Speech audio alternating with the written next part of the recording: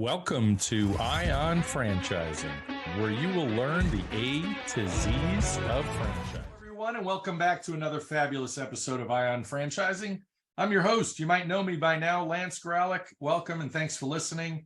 Today we have, this is a fun story. Sweet Home Alabama. Don't hang up. Don't stop listening because of my terrible voice here. But this is my buddy this is a hell of a story. There was a traffic jam, and then a franchise system is born as a result of that sort of detour. Can't wait to hear his story right now. 13 years in the family business, and he is the CEO of Frios Gourmet Pops. Welcome to the show, Cliff Kennedy. Cliff, how you doing? Lance, that was one of the best introductions I've ever had. I'm gonna have to just get that on record, and that might just be my new ringtone. Thank you for that, liar. I'm just kidding. So, Cliff, nice to have you here on the show. And let's start with what I always call the obvious. How the heck did you get into franchising? How did this all come about? What do you know about franchising way back when, and what do you know now? So let's start with that whole history. Yeah, so I love it because there's everyone in franchising said, "Oh, I've got a crazy story of how I fell into franchising," and mine's no different. For me, mine was just being miserable, getting stuck in traffic on my way home every day. And I kept seeing this Frios trailer over there with kids and parents smiling. I wasn't smiling, I'm miserable. And eventually one day I was like, okay, I just got to stop and see what this is all about. Happy food. Exactly. So I stopped and looking at the menu, and I got the Key Lime Pie Pop that we make. And I will never forget that moment where I was standing. It wasn't about the pop. It was about what that pop made me feel in the experience. I tell everyone, the skies opened up, the birds started singing, colors got more vibrant. I mean, it was an amazing experience, and it literally changed my life forever and where I was. And like you said, I've been in my family business selling safety supplies in the oil and gas industry that my grandfather started out of the trunk of his car with an 8th grade education. So wow, entrepreneurship has always been in my blood. And so I kept getting stuck in traffic, and I kept stopping and trying more flavors. And I went to the most risk-averse person I've ever met in my life, my father-in-law. I said, "There's something here. This is amazing." He's like, "Yeah, absolutely."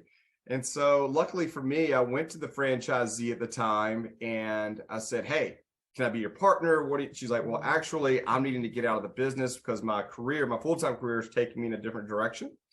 And then May 1st of 2018, I became a franchisee of Frios.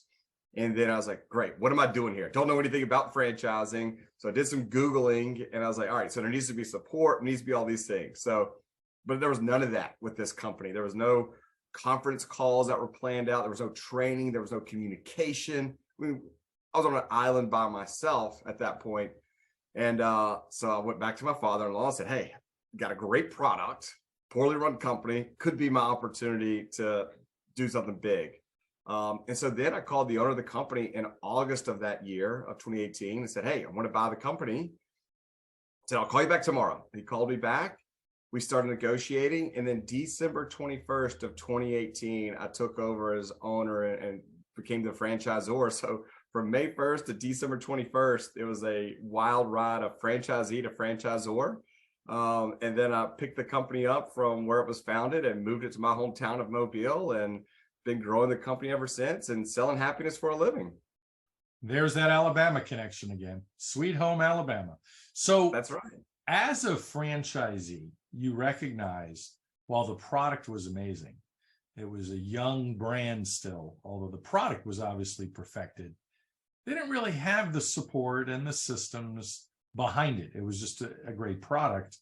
And you realized as you were buying the company, all right, I have to create that blueprint or that plan so people have a path to follow to success other than just one great, bunch of great products. Is that fair to say? Yeah, absolutely. I mean, being in my family business, I kind of knew how to run a company of sorts, just through the eyes of my mom and dad who own the business still. And being in sales, I was like, you need to support your sales team. And all of our franchisees are salespeople. We're an event-based business. I was like, yeah, you might be great at accounting, but not great at sales, but you can train people to learn how to do these things and find the right operator. And I was like, if there were more systems and processes in place to support the franchisees, this could be an incredible company. And so that's one of the first things I did when I took over is I went on a listening tour. I called every franchisee at the time and I said, tell me, what am I getting myself into? What's good? What's bad? What's going on? What do you need? Yeah, exactly. What can I do to help? I was trying to figure it out too. I was just doing Google search and like reaching out to everyone I possibly could. It's like, hey, I'm a franchisor now. And it's not like I've been doing this, but 6 months. And so I just, through hard work, grit, determination, figured it all out, or still figuring it out like we all do. And just constantly putting in those mechanisms and strategies in place to help our franchisees grow internally to be successful. Yeah, and you have a unique brand. There are some brands that are construction related that are a lot more technical. At the end of the day, a franchisor just needs to provide that support and the purchasing and the marketing and just help in every facet of the business. How do we, from a technological standpoint, et cetera. But let's talk about your process. How are you selecting franchisees? And in fact, who is right for your brand? And how do you know when someone's not right for your brand? Yeah, so we resonate with so many people. We check all those boxes of low cost, highly flexible, very simple system, like all those family oriented, like we check all those boxes that people really look for, but we're always looking for someone with that sales marketing background of sorts, because you have to be willing to pick up the phone and go work the events and put a smile on your face and be happy. You don't really want that introvert that's gonna be like, here you go, here's a Frios, you want somebody that's like, hey, how are you doing today? This is right. Like, that's what you really need. And if it's not you and you want to be a completely absentee owner, make sure you have an operator that does that. I'm a completely absentee franchisee myself still, and I have a great operator, and she's out in the community and doing those give backs. And so, and where is that? Is that in Mobile? Of course, in Alabama, in Mobile, my home state here. And so she's doing a great job with that because she is that type of person. She's very vibrant and she's getting involved in the community. And so our process is super simple. You said it. It's like all of our franchisees, they get so like caught off guard. We say, look, we're a simple system. We're just a modern day ice cream person. And once they come get their van from our place here in Mobile, they're like, wow, it really is just a freezer and a refrigerator. I was like, yeah, we are not a food truck. We're an ice cream truck. This is, You're not making anything. So they're like, okay, so our process is super simple. And to finish up, you said it. It's like, how do I tell if someone's good or not for our system? When we get introduced to candidates or people call us, 90% of the time, they're always saying, oh, I can go sell here. I can go sell there. I was like, yeah, as long as it's legal and ethical, we're never going to stop you from selling. But the people that say, well, how do I sell a popsicle? How do I sell this? Like, that's when I kind of like, well, you're not really that salesperson. Got it in you. Right. So it kind of catches me off guard a little bit. So, well, yeah, obviously when you got to go get her, that's certainly a big part of the process. And then you start to learn whether they fit your culture or not. One thing, Cliff, why don't you share with the listeners, what is Frios Gourmet Pops? You got everybody excited, but how is it different? What is it? What are the options as far as a format? Does anybody have a retail store? Is this all mobile? Is this only events? Do they have fixed, regular locations where they may be paying rent somewhere? But brick and mortar, I should say. So share with us, what Frios really is. Yeah. So when I bought the company, it was all brick and mortar. And we know what the world did to us with COVID and everything. It was complete devastation. But for us at Frios, COVID was the best thing that ever happened to us, because it was my aha moment that said, hey, we're an event-based business. We need to be going to the people. And so once we started mobilizing the people, because we have push carts and everything else, people started putting them on trailers and pushing them through neighborhoods. And people are saying, thank you so much, and writing in sidewalk chalk on their driveways and writing us letters and saying, thank you. Like, I start to really look at the business. Like, you don't get in your car and say, I'm going to Frios. You get in your car to say, I'm going to the pharmacy, or I'm going to the grocery store, or dinner. Like, we're just in passing. But now that we're a completely mobile system, and yeah, there's a couple of brick and mortars that are still out there. Like you can go to a corporate event at lunchtime, you can go to a school party in the afternoon, you can go to a wedding that afternoon or a festival. Your van can be in multiple locations and it's not static. You know, I had a franchisee that had to give out 3,000 Frios Pops in 2 hours. Like you can't get that at your location, but the van can do that as it mobilizes and goes to that corporation or the festival and everything. So yeah, now we're completely mobile. And they also have the ability, which is rare. You know, there's shaved ice companies that are out there, and the donut companies and all these other brands that are out there, obviously, they can't wholesale. Like they've got to make the product. Our franchisees can also wholesale. So I say it's working smarter, not harder. So because it's a prepackaged product that has nutritional labels on there, they can set up at country clubs, resorts, schools, concession stands, bars, restaurants, all those different places that I kind of call mailbox money, because all they got to do is go drop it off, and then they're going to order several cases or 20 cases if it's a resort, but they also have the ability to go work in the van or cart. So yeah, we got multiple revenue streams. I love it. No, that's absolutely fantastic. All right, so the listeners are probably thinking, Cliff, you sound like an awesome guy, sounds like a great brand, but you know, I've never had one of these gourmet pops that Frios puts out. What about in the grocery store? Like, don't we have something in the grocery store that's similar? Why is Frios different? It's just the taste. And I love it when people come into our system and they try it. Like a lot of our franchisees that are in our system, they're like, oh my gosh, I was at this event visiting family and Frios was there, and it's the most amazing thing I've ever had. I need to have this back at home where I am. Look, it got me to leave my family business. I love my parents to this day, but it got me to leave a very successful career in the family business. And so, no, we're not going to retail because I'm not going to bite the hand that feeds me where I'm dealing with retail locations when my franchisees are trying to sell as well. Right. And so, no, we're really focused on just supporting our franchisees, not being in competition with them by going to grocery chains and retail locations. If they want to set those up, we'll support those in their territories and help them land those corporate deals if they like.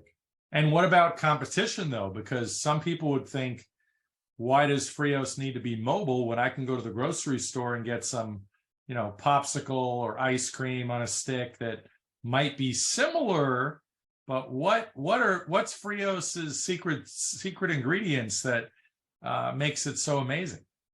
Well, the key to a secret is not telling it, so it's always the secret. But it's also it's just some of the gourmet aspects of it. Is like you get our caramel cheesecake where it's got full graham crackers and caramel in there. It's just the aspect that ours are handmade and just with love and passion. It's like, you know, behind me where I'm sitting right now, I'm surprised if you can't hear them jamming out. My production team, it's like the music that goes into it. It's the energy that goes into making these. And it's just, you know, I consider these permissible indulgences. Like it's that experience around when I was a kid going out and my parents would get me an icy on Thursdays, you know, and that was an experience for me.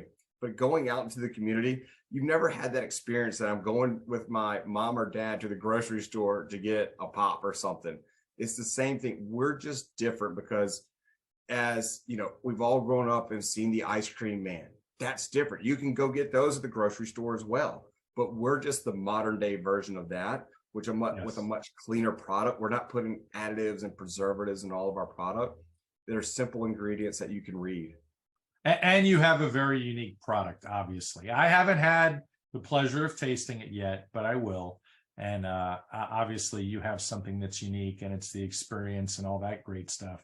But let's talk about the process. If somebody wants to be a franchisee, and let's say myself, like a franchise broker, introduces them to you, are you the first phone call, or are there other folks involved? And how does that process work?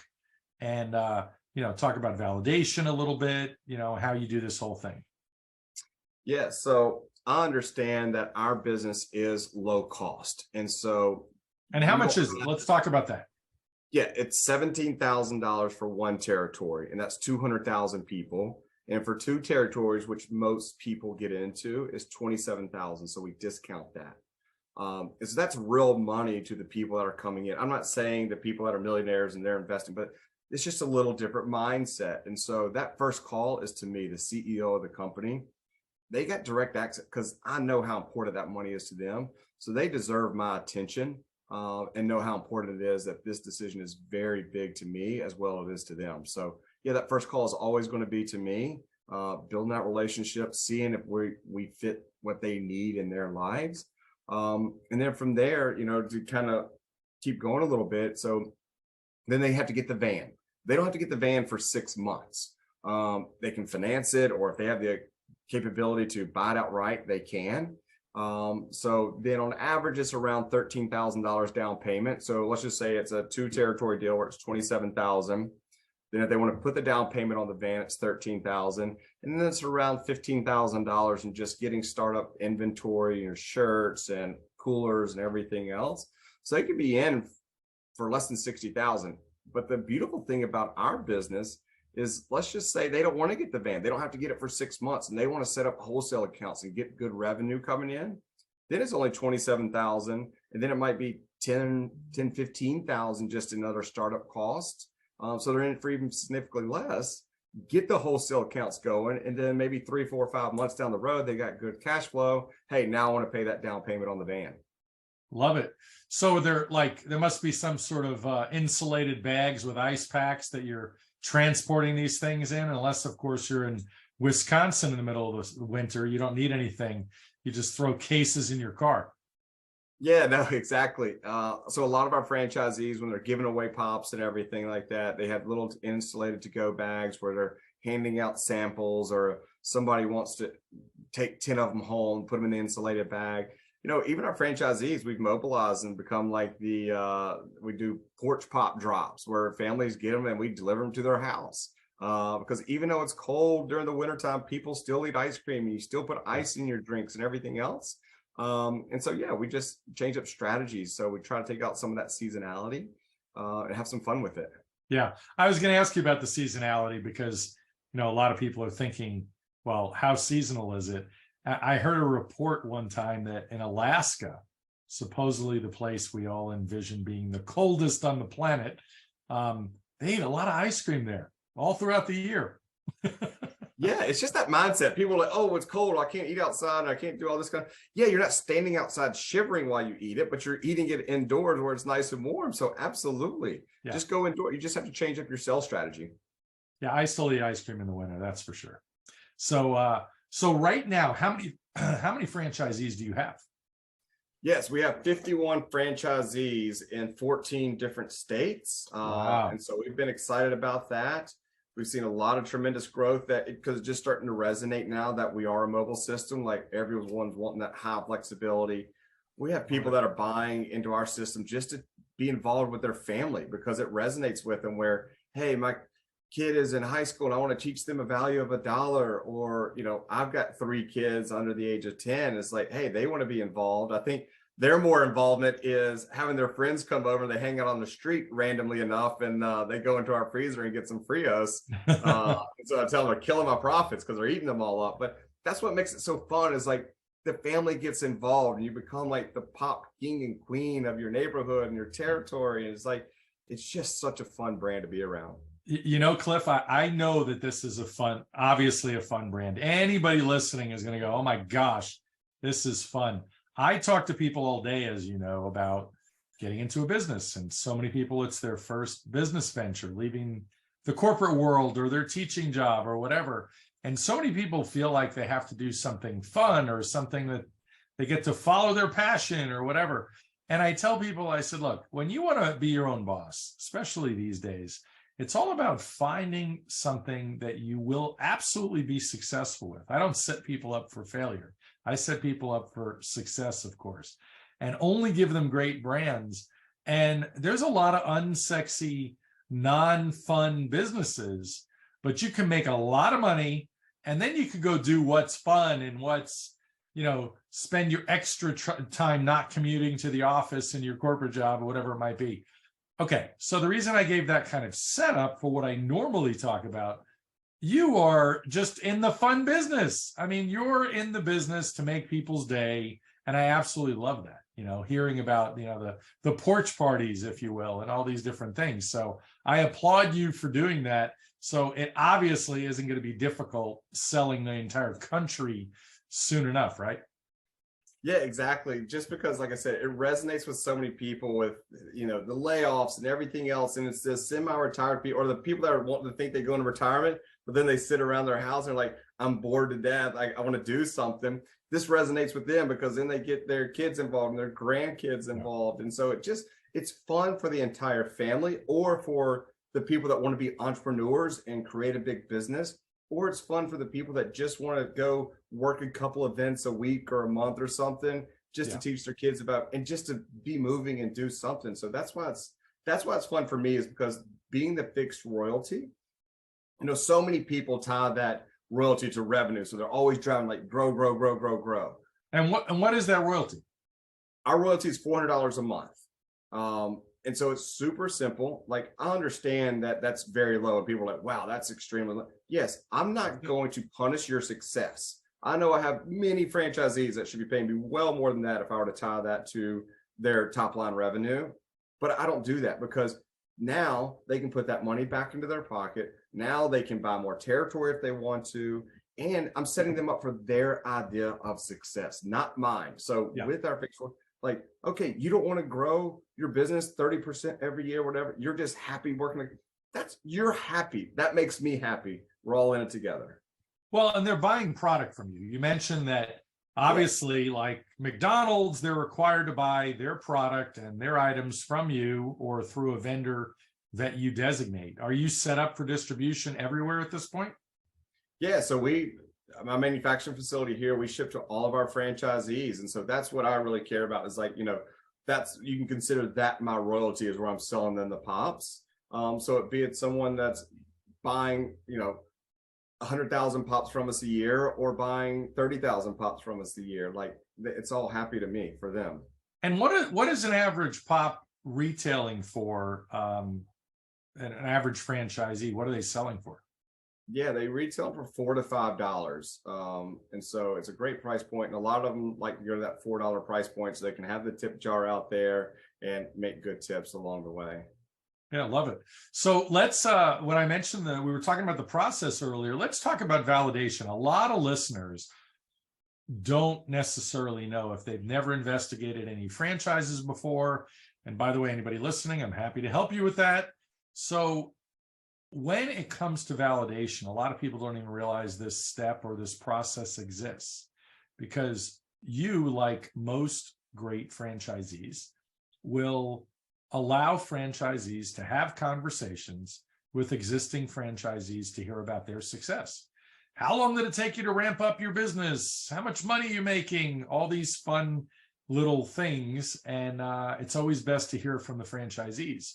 So clearly something is working with the amount of franchises you've sold thus far. You probably have a lot of happy franchisees. Yeah, we do, because again, we're not pushing them to sit there and say, you got to grow your business this much. Like, we're going to push them as hard as they want to be pushed. And so when they're validating them, they get all walks of life of, yeah, we're heavy on events and we do events a certain way, or no, we only do corporate events, or no, we really are based solely on wholesale. And so they kind of say, okay, well, this is who I want to model after, and this franchisee. But that's just it. They realize that our franchisees don't have to find a certain way to run their business. Say, hey, you have to have this many wholesale accounts. That's the flexibility as well, is run the business the way you want it to be run because this is your business. What we're going to do is supply you with every bit of support we can do to find out what your idea of happiness and success is, and support you in that measure. So I tell everyone, it's like, I'm going to be, when they call me, or I'm going to be either their big brother and say, yeah, you're doing great. Or if they're wanting to really grow, and I say, have you done this, this, this? I'm going to shoot them straight. I'm like, well, why haven't you done this? And that's because we're the Frios family. I mean, that's what we literally say. And so I tell everyone, it's like, I'm going to be your best friend one day, or I'm going to shoot you straight and tell you how it is. I love it. You mentioned earlier that it sounds like the average franchisee might have 2 territories. Who is your biggest franchisee, and how many territories do they have? Yeah, so we just started. So I really didn't Well, have you this got company. 51 or so open, so which is Yeah, so we just now started getting into multi-unit territories in the past year or so because we weren't really set up for that multi-unit. I just didn't Gotcha. have the processes in place. So now, because I wanted to make sure we're set up for future growth and scale. Great. And so now more of the people that are doing that. But we just had a recent franchisee. He came in for 2 territories, and then he called me in the back like a week later, and he's like, all right, I need to go ahead and lock up that 3rd territory. And then he's been texting us. He's like, all right, now I'm really considering this 4th territory. I know I don't need it right now, but I just might do it. So yeah, so right now it's 3 territories, and hopefully we'll see what happens with that. And what are some of the hot areas that you don't have a franchisee yet? Just a few. I'm about to say we could go on for 30 minutes about that because we have so much prime territory. So just imagine all the key college towns like Athens, Georgia, or Jacksonville, Tallahassee. We'd love to have, South Florida wrapped up, like Miami. We just signed up in Palm Beach County. We got tons of prime territory in Florida. I'd love to be in San Antonio, Austin, go on and on. So give me your top most popular flavors, the top 3. Top 3 always will never fail is cookies and cream. And then here's the question, but I'm always honest with everyone. Number 2 is usually strawberry mango.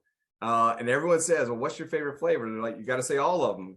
But I will be honest with everyone, even though it's the number 2 flavor, I would cut that one out tomorrow because I just don't like it. It doesn't resonate with me. So there's a little bit of how I am honest about some of our flavors, but everyone absolutely loves it but me.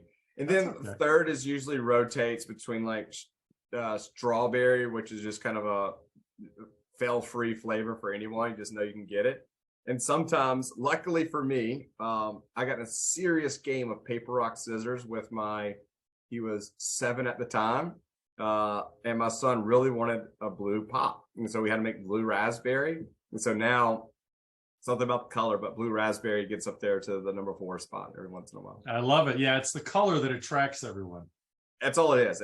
Look, there's no such thing as a blue raspberry, but we made it with, with all this kind of stuff in there and everything. And then their tongue gets blue and it's fun. And so Cliff, who does all the R&D, the research and development for flavors? And do you do flavors, seasonal flavors? How do you handle that? Yeah, we do a lot of seasonal flavors, but innovation comes from you right now. You could tell me your favorite flavor and my production team goes and makes it. Innovation comes from anyone and anywhere. And that's what we love about it. It's just, but all of a sudden it goes back to my production team and they, through trials and everything else. And, that's a bad day at the office when I see when the production team come in with like 4 different pops in their hand. They're like, hey, you got to try these flavors. And I will say that, obviously Key Lime Pie is very important to me because it changed my life forever. And I always said that's going to be my number 1, but my production team just developed a peach lemonade a couple of weeks ago. And I immediately went to our internal Facebook page with all our franchisees and made a video and said, I have to make this public, but this is the new greatest pop that we have ever created. I love it. Peach lemonade. So I think you need, if you don't mind my suggestions, you need one called Traffic Jam, because that's how the brand was discovered. And it could be, a combination of a bunch of things because, I have ideas. So we'll talk afterwards. I like it.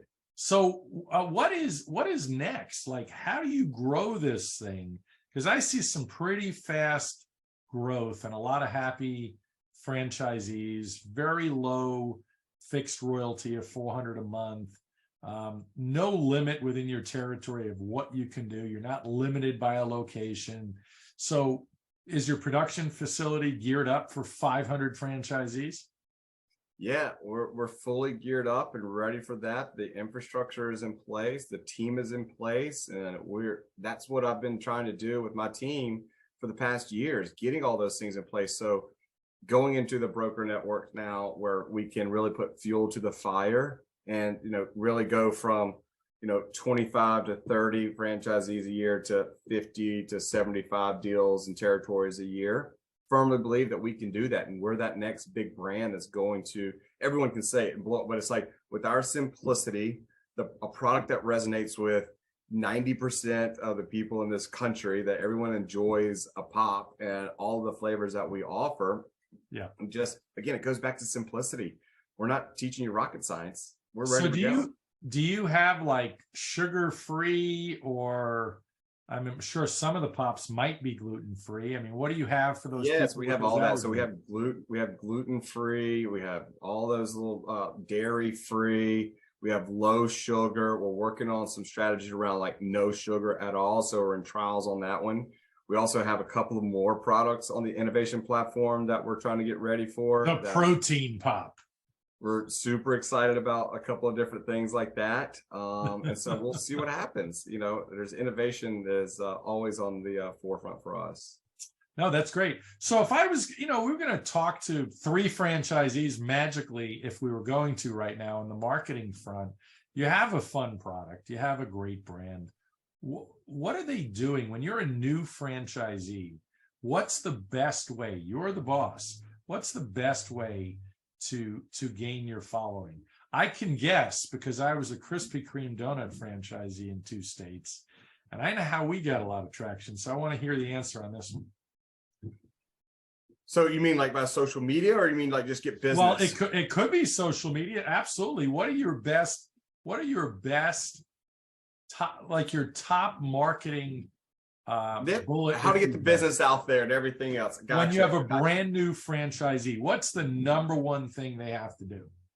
Number one thing I tell them that people get so worried about, then this is, so many people just overlook this, and this could be for any franchisor to tell their franchisees, is go into your phone and text the last 20 people in your phone and tell them the business that you're in.